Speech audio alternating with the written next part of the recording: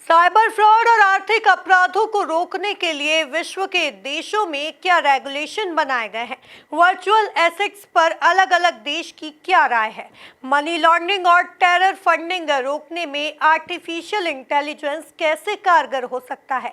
इन सभी विषयों पर चर्चा करने के लिए ईएजी ग्रुप की बैठक के तहत वर्कशॉप का आयोजन किया गया।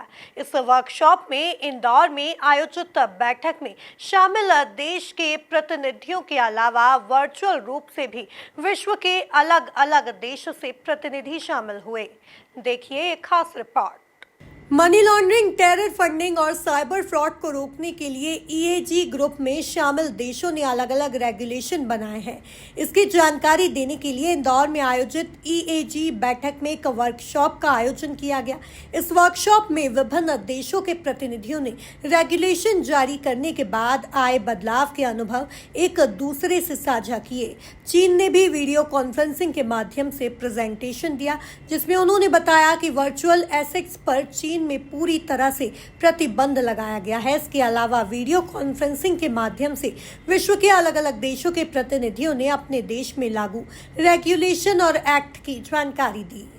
Anti-money laundering and countering the financing of terrorism and proliferation of weapons of mass destruction. Broadly, this leads to three high-level functions that we have as an organisation. We monitor money laundering, terrorist financing and proliferation financing risks so that jurisdictions are aware of the emerging typologies and practices that could negatively impact their economies and societies. And this enables them to take steps to prevent these risks materialising. Secondly, and in response to the changing risk landscapes that we monitor, we adapt the standards to protect the global financial system and promote implementation of the standards. We do this in a range of ways, including providing assistance such as training, producing guidance, and highlighting where jurisdictions are collectively falling short. And then third and finally, and core to our function, is assessing countries to ensure that they are implementing the standards in a way that delivers an effective AML CFT framework in their jurisdiction. We do this by providing recommendations on how they can improve their frameworks further, and this is one aspect of our mutual evaluation process, which leads to reports on each of the countries within the FATF membership. Workshop की जानकारी देते हुए भारतीय प्रतिनिधि मंडल के HOD और केंद्रीय वित्त मंत्रालय के अतिरिक्त सचिव विवेक अग्रवाल ने बताया कि फिनटेक इंडस्ट्री का विकास डिजिटल पेमेंट सिस्टम की ग्रोथ के लिए महत्वपूर्ण है, लेकिन तकनीक के विकास के साथ कई चुनौतियां भी हैं। इसके लिए क्या रेगुलेशन है, ऐसे क्या नियम कानून लागू किया जाए जिससे इंडस्ट्री की ग्रोथ भी ना रुके और इस तरह के अपराधों पर नियंत्रण भी किया जा सके। इन सब विषय पर वर्कशॉप में गहन चर्चा की गई।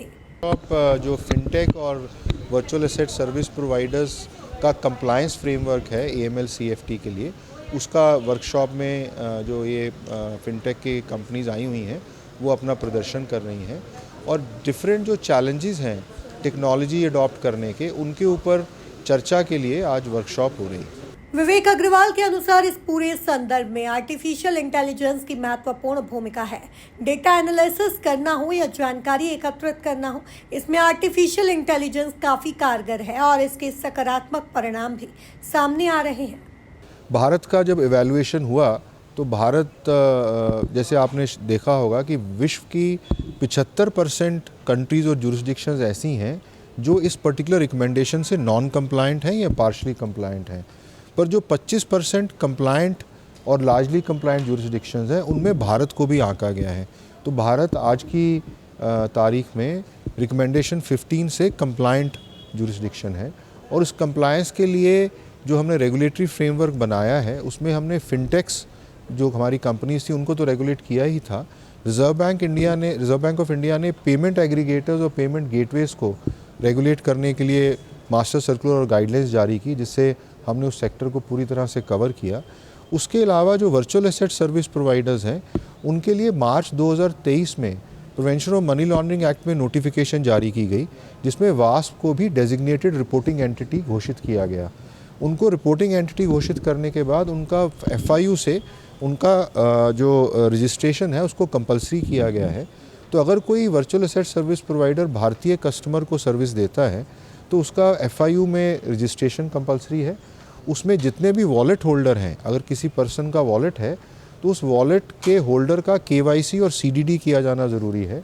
और अगर ट्रांजैक्शंस अनयूजुअल होती हैं, जैसे बैंक्स और पेमेंट एग्रीगेटर्स के लिए निर्धारित किया गया है कि अनयूजुअल ट्रांजैक्शन या सस्पिशियस ट्रांजैक्शन की रिपोर्टिंग FIU को होनी चाहिए, वही जो रिकमेंडेशन के हिसाब से जो स्टिपुलेशन है वो वर्चुअल एसेट सर्विस प्रोवाइडर्स पे भी लागू की गई है। तो अब FIU के पास अगर कोई वर्चुअल एसेट के माध्यम से अनयूजुअल ट्रांजैक्शन होती है उसकी रिपोर्ट FIU में आती है। जिस तरीके से फिनटेक का वर्कशॉप के बाद सभी देश के प्रतिनिधि सांस्कृतिक यात्रा पर मांडू रवाना हुए। गुरुवार से 2 दिवसीय प्लेनरी ग्रुप की बैठक प्रारंभ होगी, जिसका शुभारंभ प्रदेश के राज्यपाल मंगूभाई पटेल और केंद्रीय वित्त राज्य मंत्री पंकज चौधरी करेंगे। Bureau report MP news, Indore.